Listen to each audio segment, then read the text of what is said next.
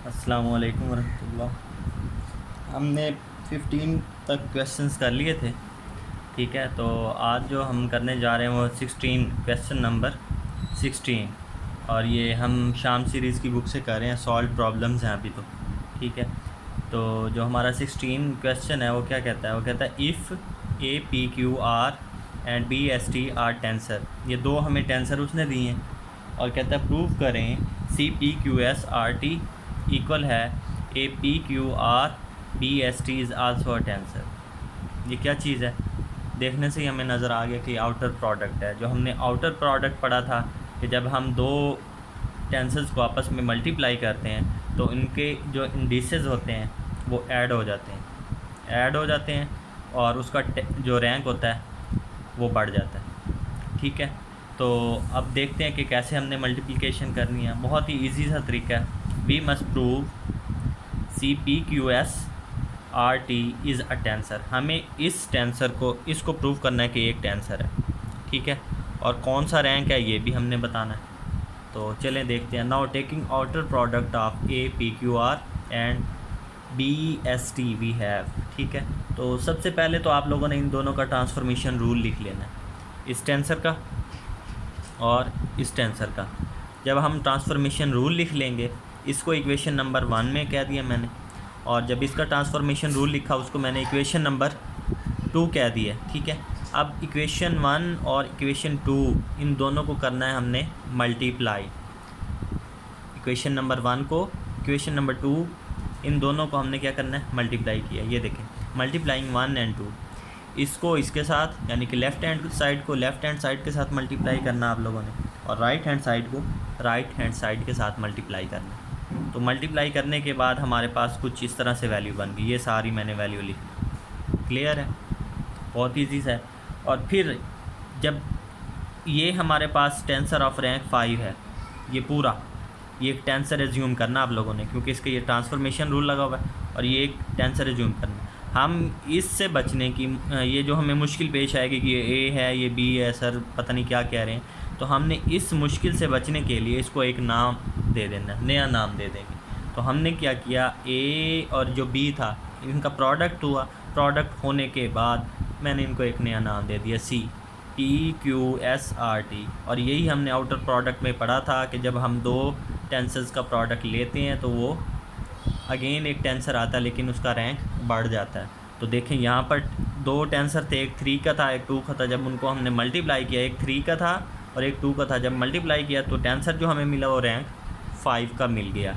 तो हमने इनको मल्टीप्लाई करने के बाद ये हासिल किया, और ये जो टेंसर है हमें मिला है C P Q R S T, ये है टेंसर ऑफ रैंक 5।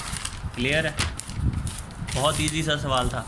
ठीक है, we shows C P Q R D is a tensor of rank 5। Okay, next आ जाते हैं। क्वेश्चन नंबर 17 है, ये बहुत ही इजी है, ये कंटेक्शन वाला है। ठीक है, तो क्वेश्चन नंबर 17 हमें क्या कहता है, वो कहता है let A P Q R S T be a tensor. वो कह रहा है हमें ये जो है ये टेंसर ऑफ रैंक 5 है, ये टेंसर है। पहला उसका जो क्वेश्चन है वो कहता है P equal T, choose P equal T and show that A P Q R S T where summation convention is employed is a tensor. कि हम इस पर जब समेशन कन्वेंशन अप्लाई करेंगे, इसका ट्रांसफॉर्मेशन रूल लिखेंगे, फिर इस पर जब समेशन कन्वेंशन अप्लाई करेंगे जिसको हम कंटेक्शन कहते हैं, तो उसके बाद जो हमें मिलेगा वो टेंसर होगा। और व्हाट इज़ इट्स रैंक, उसका टेंसर का रैंक, उस टेंसर का रैंक क्या होगा। एक तो हमें पहले उस पर कंटेक्शन अप्लाई करनी, कंटेक्शन अप्लाई करने के बाद वो देखना है टेंसर है या नहीं है, और उसके बाद हमने उसका रैंक भी बताना है। और चूज़ बी पार्ट जो है वो कहता है choose P equal to T and Q equal S and show that A P Q R S T is a tensor, what is its rank. हमने दोबारा से फिर उस टेंसर को लेना है, उस टेंसर का ट्रांसफॉर्मेशन रूल लिखना है, फिर हमने P को T के इक्वल करना है, Q को S के इक्वल करना है, और फिर हमने बताना है कि टेंसर और किस रैंक का टेंसर है। क्लियर है, क्वेश्चन की समझ आ गई। बहुत ईजी सा है कि एक टेंसर है, उसमें हमने इंडिसेस को बैलेंस करना है, इंडिसेस को इक्वल करना है एक दूसरे के, करने के बाद कंटेक्शन अप्लाई करनी है और फिर हमने उसका रैंक बताना है। बहुत ईजी सा क्वेश्चन है।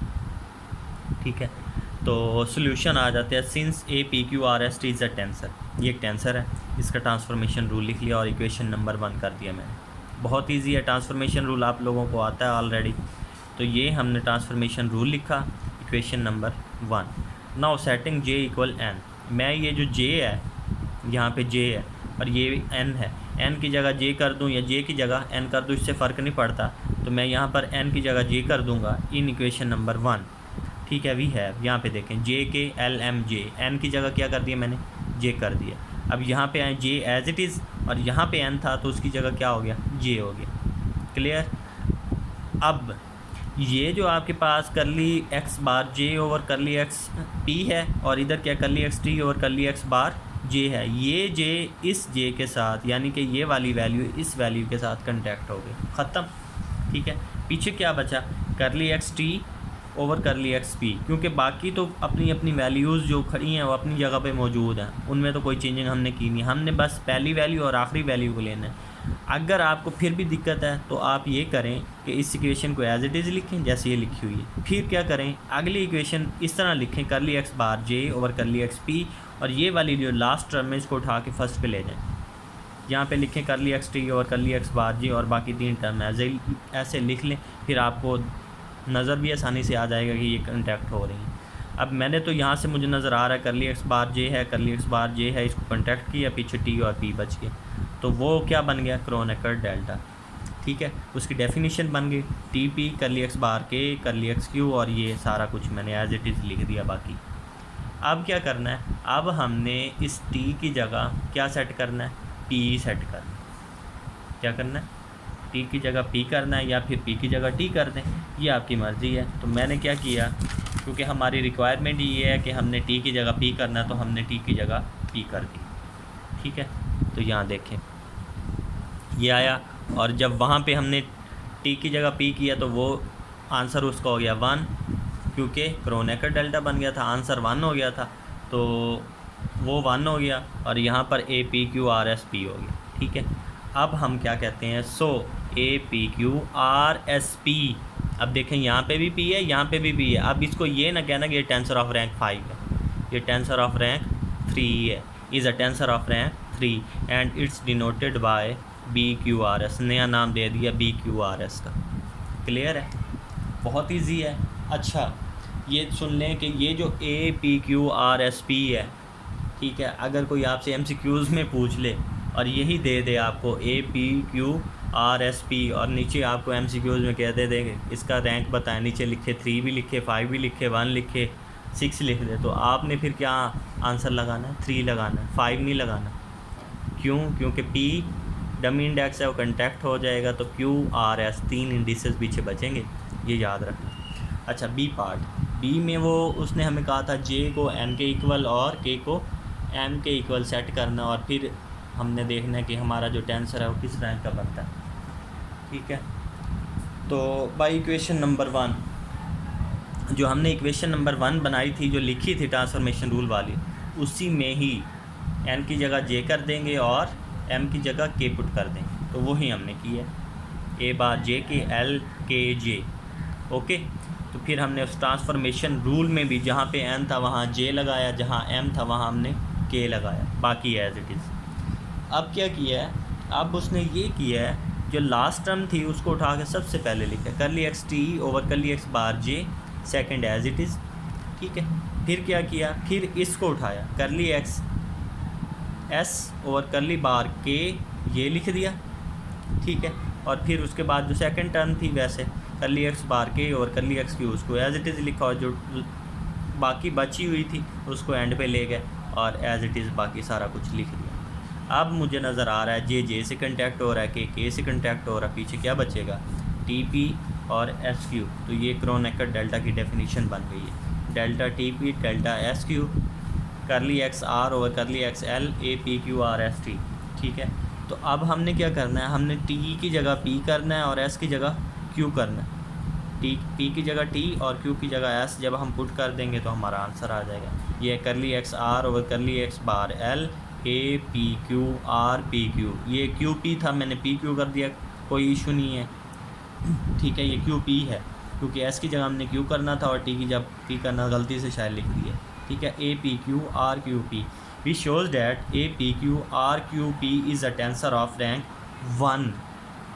अब ये नहीं कहना कि ये टेंसर ऑफ रैंक 5 है या 3 है, ये 1 है। क्यों? क्योंकि यहाँ हमारे पास पी और क्यू दो डमी इंडेक्स आ गए, पीछे बचा क्या आर, जो फ्री इंडेक्स एक ही है आर, तो हमारा रैंक क्या है 1 है, क्योंकि ये तो कंटेक्ट हो सकता है, ठीक है। And can be denoted by C R. बहुत ईजी था, ठीक है। हमने कंटेक्शन की और अपना आंसर बता दिया। आगे है क्वेश्चन नंबर 18। अच्छा, अब ये नोट है, वो कहता है contracting twice the rank was reduce by 4। ये भी MCQs आ सकता है। कैसे आ सकता है?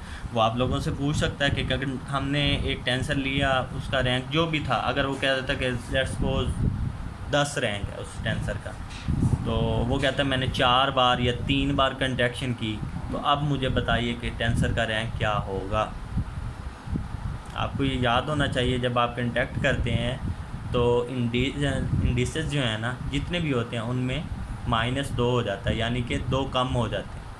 2 पे कंट्रैक्शन अप्लाई होती है ना, एक को एक इक्वल करते हैं, करने के बाद 2 कम हो जाता है। तो ये आपने याद रखना। अब मैंने लिखा है contracting twice the rank reduce by 4, यानी कि 4 रैंक उसका कम हो गया। 5 रैंक का टेंसर था और 4 कम हुआ, पीछे क्या बचा 1। हमने अभी कहा है कि वो टेंसर ऑफ रैंक 1 है, ये याद रखना है, ठीक है। आगे question number 18। Prove that the contraction of the tensor A P Q is a scalar और इनवेरिएंट। स्केलर का भी हमने पता है या फिर इनवेरिएंट। इनवेरिएंट के लिए हमने पढ़ा था ना कि हमारे पास दो कोऑर्डिनेट सिस्टम है, एक्स फाई बार और फाई, ये आपस में इक्वल हो जाते हैं, यानी कि scalar, no direction. Invariant quantities पर कोऑर्डिनेट सिस्टम का कोई इफेक्ट नहीं है, ये अनचेंज ही रहती है, ठीक है। तो सबसे पहले हमने ये देखना है, ये जो हमें टेंसर गिवन है उसका ट्रांसफॉर्मेशन रूल क्या है। ट्रांसफॉर्मेशन रूल लिखने के बाद उस पर हमने कंटेक्शन अप्लाई करनी है। उसने बता भी दिया, prove that the contraction of the tensor, कि इस टेंसर की कंटेक्शन करें तो रिज़ल्ट हमें क्या मिलेगा, स्केलर या फिर इनवेरिएंट, ठीक है। ए जे के हमने उसका ट्रांसफॉर्मेशन रूल लिखा, इसको अगर इक्वेशन नंबर 1 कह दें, चलें ये मैंने लिख ली। प्लेसिंग जे इक्वल के एंड समिंग मतलब वही कंटेक्शन, तो के की जगह हमने क्या कर देना है, जे लिख देना। मैंने जे लिख दिया तो वो जहाँ पे के था वहाँ पर भी जे आ गया। अब ये कंटेक्ट हो गए, क्यू पी रह गया, क्रोनेकर डेल्टा, ठीक है। अब क्यू की जगह हमने पी कर दिया, आंसर इज़ 1 और A P P, A bar J J equal A P P, then A bar J J equal A P P and it follows that a PP must be an invariant। क्यों?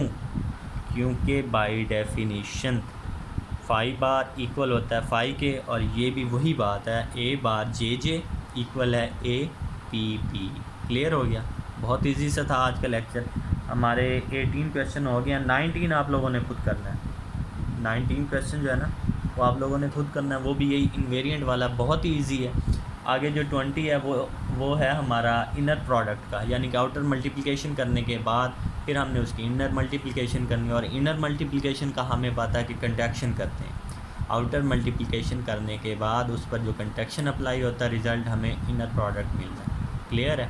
वो हम करेंगे इंशाल्लाह कल, और फिर उसके बाद आगे चलेंगे हम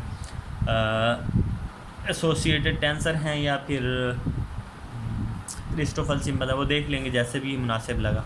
तो अभी तक का ये जो लेक्चर था वो कंप्लीट हुआ। अल्लाह हाफ़िज़।